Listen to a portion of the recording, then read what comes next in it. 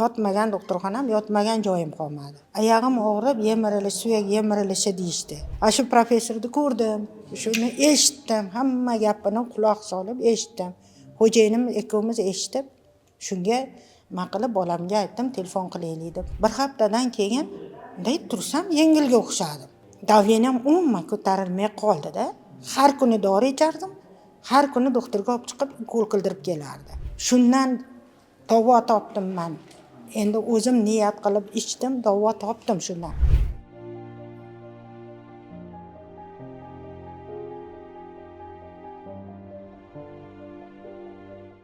Men Farg'ona viloyati Avval qishlog'idanman.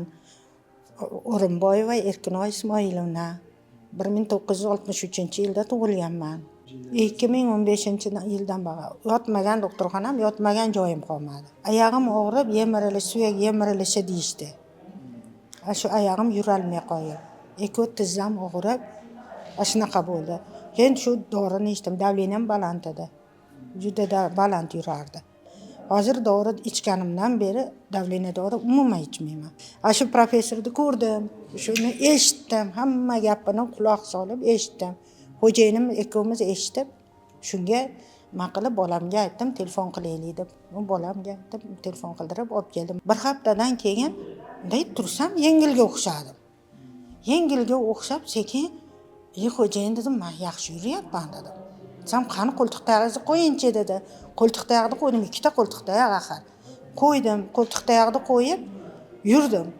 Yursam, hali qirsillashlari ham sal kamayganga o'xshadi. Qars xuddi bir nimaga o'xshaydi-da, tursam. Yaxshi. Men xo'jayin aytdiki, yaxshisiz, qo'ltiq tayoqni qo'ying dedi. Endi qo'ltiq tayoqni qo'yib yurdim. Endi reklama bo'layotdi, yana ko'rdim. Yana gaplarini eshitdim. Professorning gaplarini eshitib, nima qildim? Balzamini ichdim.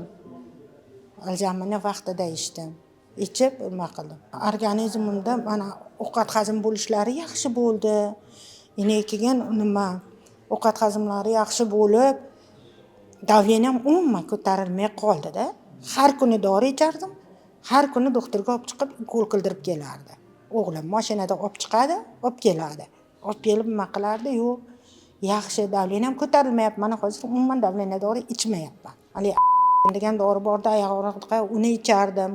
Katta dorilarni ichdim. Otlari esimdan chiqib qoldi. O'sha dorilarni hammasini ichdim. Qolmadi. Shundan davo topdim men.